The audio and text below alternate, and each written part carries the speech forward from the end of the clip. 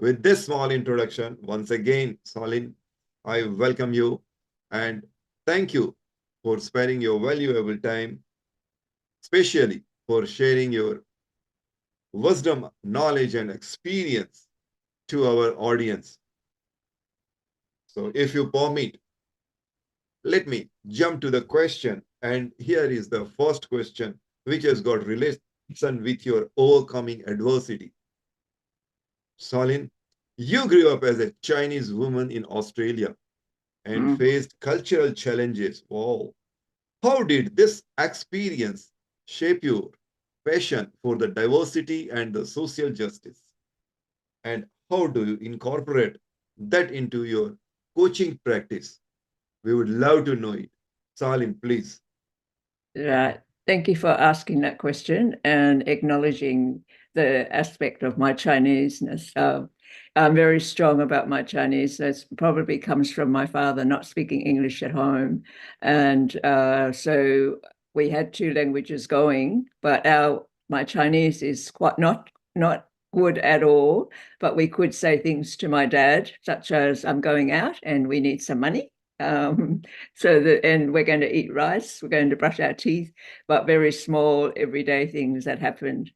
And so my journey really started, I guess, when I had to leave home and I had to go to the outside world. Is probably the most scariest thing, that one of the most scariest things that's happened, when I realized that I just didn't fit in to what society was expecting from me. Being born in Australia, people have this idea that because you speak English, therefore you'll fit in quite well. But I could tell that I looked different. My culture at home was quite different from other children's, as they shared their stories of what they ate, what they did at home was not the same as mine. And I could feel that. I'm probably more a feely person. I mean, people don't have to actually say things to you, but you feel, it's that feeling that you have. So I have a big affinity about how people are feeling. And I think that's my strong connection with people, because I love to connect with people about that. So when I had these experiences in my own life, I realized that it had an opportunity from my own learnings that I could share this with my coaching experience. And so the biggest thing, of course, was empowerment, being able to empower myself and others. And the other things was learning to trust myself, that what I had to say was valuable. But this is a long journey. I can say it easily now, but it's been a long, long journey to get to this space. Also to self-care and love, because I believe I really, in those days at school, I hated school. I reluctantly started school and I didn't make friends easily at all. And so I had to have self-care and love. I just felt I was never enough. I just felt like I could never meet anyone's needs. I wasn't behaving, I wasn't looking, I wasn't connecting like other children were. And so I had to learn to find my own voice. And I didn't find my own voice while I was at school, definitely. It was only when I left school that I started to understand myself more, that I needed to do something about it. So, yeah, that's how I've Great, started in my coaching. great. You faced so many challenges and still you Mm, didn't leave your values. Beautiful. no. Great. Salin, here is one more question which is related to your detailed introduction, that you are the one who has written a book and it deals with the 5 simple steps to transformation. Your unique program promises results in only 5 steps. Can you please share your core principles behind this approach and how it empowers clients to achieve their goals? Yeah. I think what happened with the 5 steps was the strategies that I started to learn that I was actually doing. It wasn't like they just fell in my lap and I knew what to do. I needed to sit, I needed to search, I needed to look, I had to feel, I had to have a lot of emotional upheavals before I realized that I had to need to have a strategic plan. And the strategic plan was then that I realized that to make change, I needed to have the first step, which is self-awareness. I believe that we can't change things unless we actually know how we're behaving, what are we saying, how and why we do things, and react or respond to our behavior the way that we would like it to be. So the self-awareness is something that is I think is useful in everything that we do. Otherwise, we can be oblivious to what's really going around us. And even when people might tell you that you do this or you do that, we also might have deaf ears to that. So we really have to have that self-awareness. And the second step is then, of course, once you start to become aware, I needed to focus. I needed to get more into something that would make me be more calm about how I was doing it, because I had a lot of stress and anxiety. And I remember chanting, particularly after my divorce, that I needed to calm myself down. I was reactive, I was sad, I had a lot of emotional traumas, which put me out of line. I mean, I just didn't know what I was here or there, you know. So the mindfulness and the meditations were really helpful. I Mm-hmm. still continue to do that because they have the one that's really grounded me.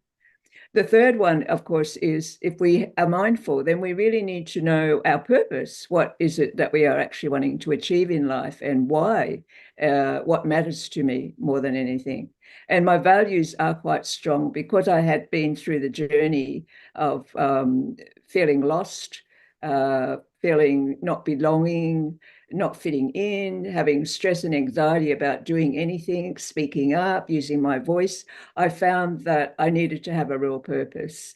And I discovered that when I decided to do a course Mm-hmm. and a very spiritual awakening, uh, connecting to past life, my past life. And so that helped me and was a good catalyst to check in on my soul care and shamanic healing, which then I did a diploma in.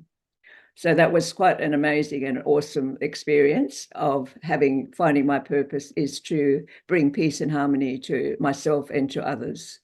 And that was awakening, but there was still a lot of journeys in that. Like every weekend we attended college and we had to awaken, and it was like peeling the onion, where every weekend we would be opening up ourselves, our soul, to really connect with our inner self. So that inner self is where the answers are. And I really believe we need to connect to that a lot more and not be influenced by outside, like the shiny objects which can easily come into our lives, which we think are going to make us better, but they're only material. Yeah, I feel it's all into us. The next one is after purpose is connections. We need others to be able to support us, to know and hold our hand sometimes when we are doubtful, when we want more help. But connections helps us to have a lot of synchronicity because of that belief, that trust that everyone that comes in our life comes in for a reason, good, bad, or indifferent. They just come in, and we need to be awake and mindful of those connections.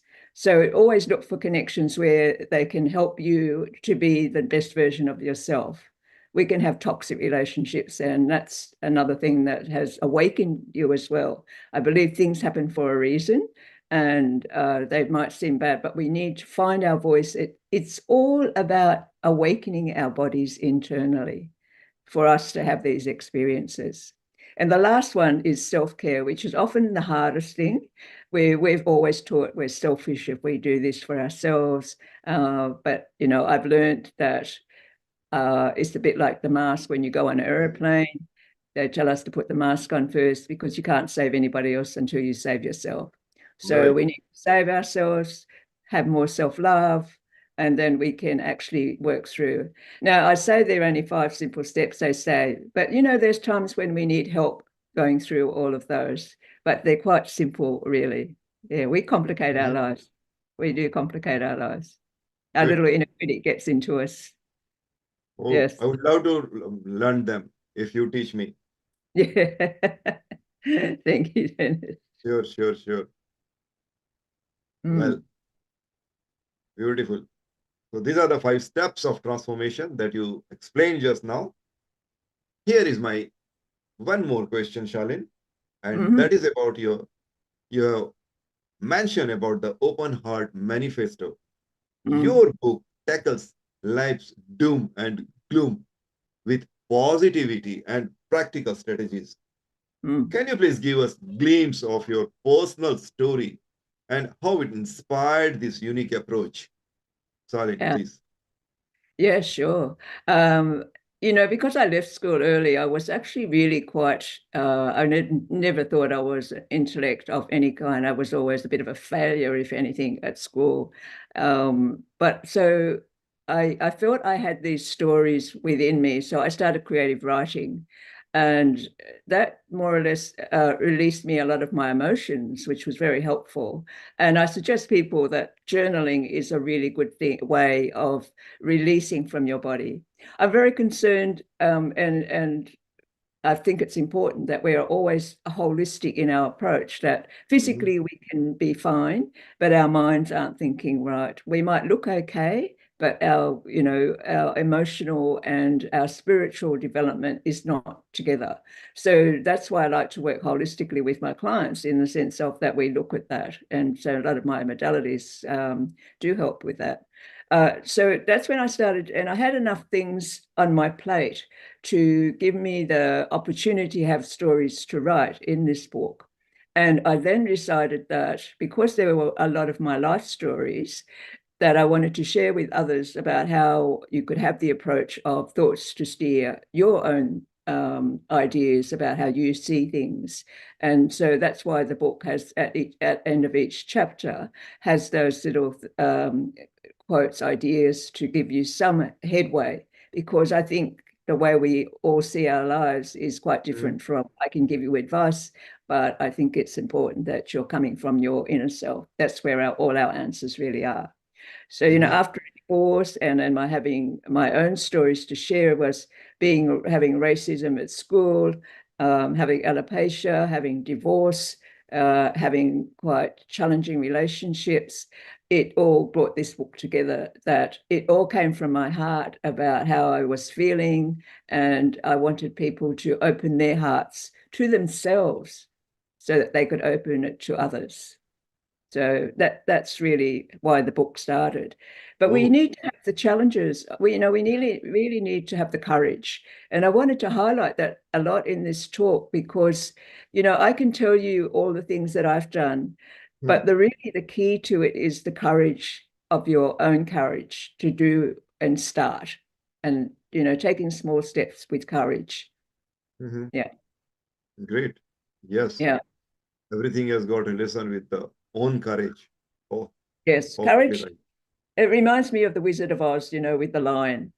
Mhm, And it's one of my most favorite stories. But I do think about that. He's just a gentle lion, and we are all gentle souls looking for answers to find happiness. But we mhm, need to seek it inside. It's inside it. We've got all the answers. We think that material things will make us happy, but they mhm, don't really. They're only short term. But our internal things are always there for us if we just listen. And I think connecting the mindfulness and the self-awareness and all those 5 steps I mentioned are all helpful for that. Yeah. right. Yes, Mm. perfectly right. Well, Salin, here is one more question which is there for you, and it goes like this. The thoughts of the steer Mm. life. Can you share a powerful thought to share life with from your book that can immediately motivate our listener to make some positive change, please? Yes, I would have to emphasize the self-awareness, because you really cannot make change until you are aware that you're not doing anything. I mean, I thought I was happy. And what does happy look like, until you realize that there is a lot more to being happy with material things. Yes, you have a house, you have a car, but is that what truly happiness is? But also your behavior, we get into patterns. So with that, I think my divorce was probably one of the big wake up calls. Mhm, Uh, but I think having an opportunity to prepare myself for this talk, I did learn a lot about myself again. And I want to mention the word process because I think life is a process. And I've come across this wonderful book called Mm. Living in Process. And it virtually is about accepting what comes and not putting it as a good, bad, or indifferent, but it just is. And we all have challenges. We all have things that come to us, and we put this value on them and we take them to heart and we get stuck. We get stuck on that problem or that it's just something that happens in everyone's life. And so it's just about a perspective and a bit of a mindset about how we see that. So self-awareness, definitely. But I wanted to, if I could just share with you 4 tips about what I think Mm. courage is. Because courage is the thing that is actually going to move you. You can Mm. know things, but the courage is the key to actually making it happen and to take action. The first Right. one would be to acknowledge your fear.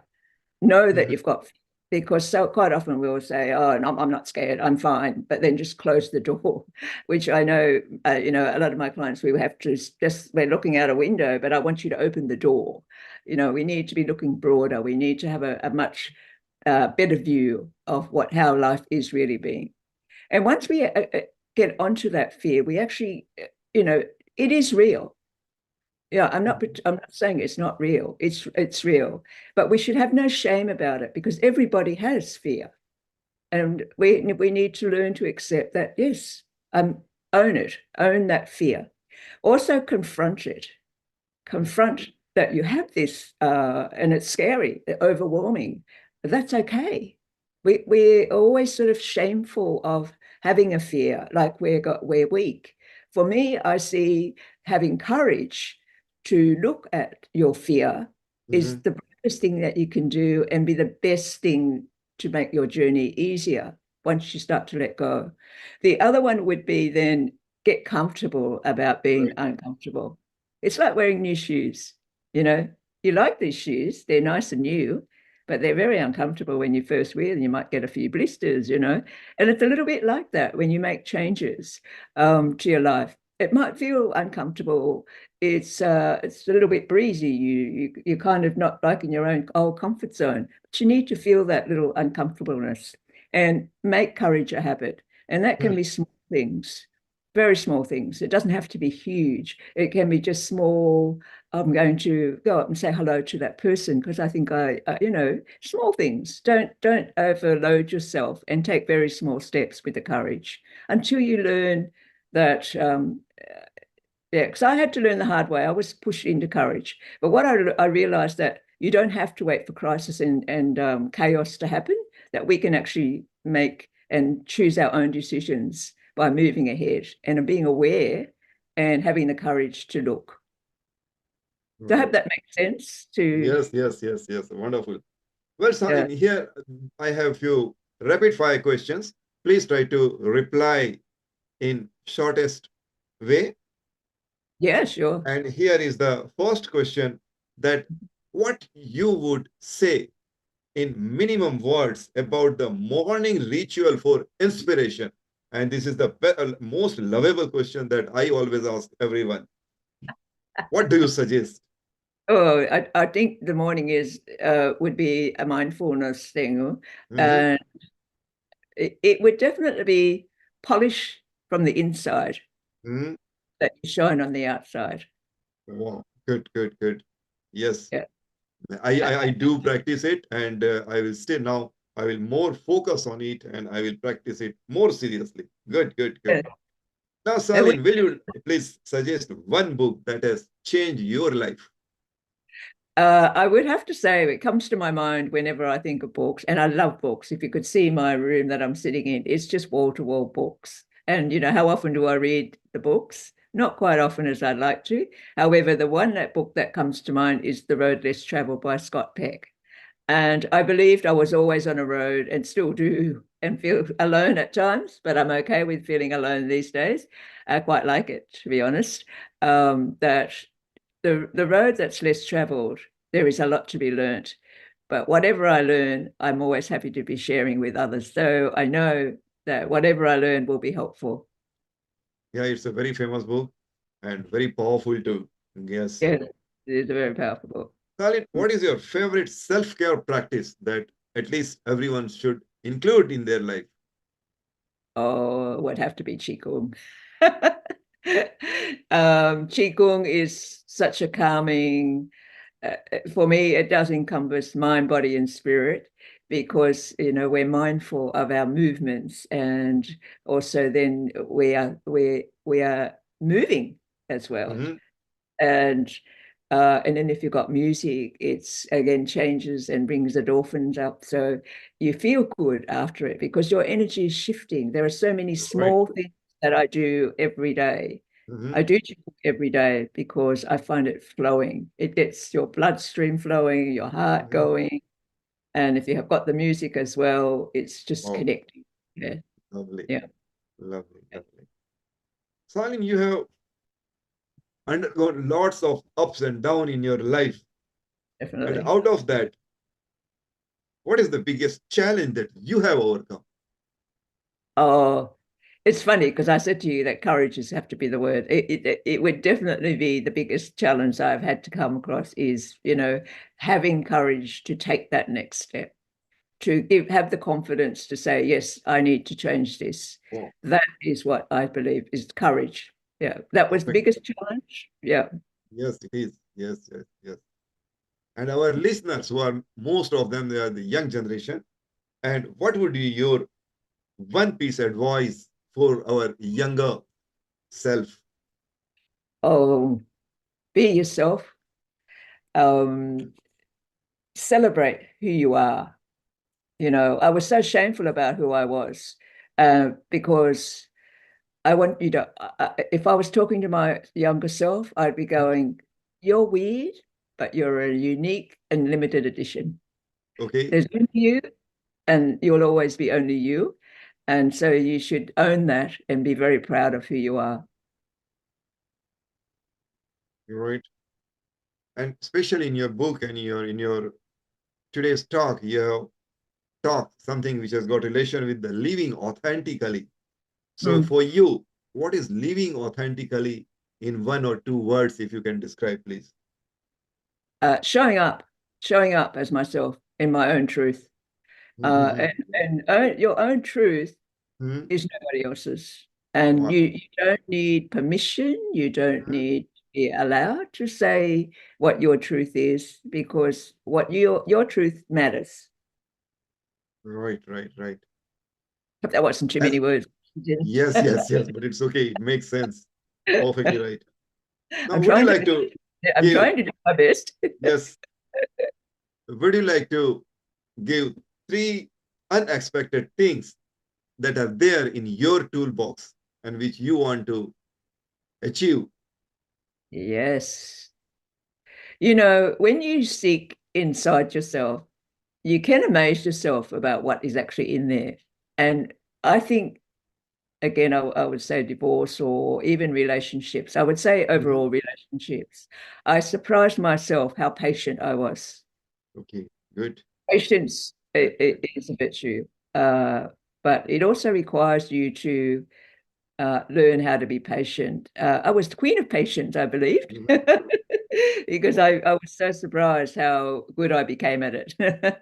The other one is resilience, mhm. that I think just about anything, and I shouldn't jinx myself, but nothing really surprises me anymore. I know that from the challenges that I've had, that I will get through this. And sometimes you can't see, you think there's only one way that you're going to get through this, but it's amazing when you're in your alignment that synchronicity happens and good things come. And so Yes. being resilient. And the Mhm. other one would be love and forgiveness. Ah, beautiful. Best, best. Love One of and the best. forgiveness. Yes. Yes, most important. Yes. If you can give space to love and forgiveness, I think nothing is required more. Yes. Well, Very true. Very true. well, But I Colin, I have yeah, got number of more questions with me now, still more, but the time doesn't permit me to go yeah. further. So with this last question, which I asked you just now, and I'm sure that all our audience are listening and they will remember forever, and that is love and forgiveness. So the Yes. Saulan, which is a symbol of love and forgiveness. Saulan, Yeah. thank you very much for sparing your valuable time and sharing your wisdom with us, which I am sure that will go a long way. And those who are listeners, they are definitely get motivation, not only motivation, but literally a clear path in front of them on which they can walk, run, and just swim without any fear. Great, Yes. solid, great. So nice Yes. of you. That courage. And, Thank you and so much for having me. we always Thank you say so much. namaste.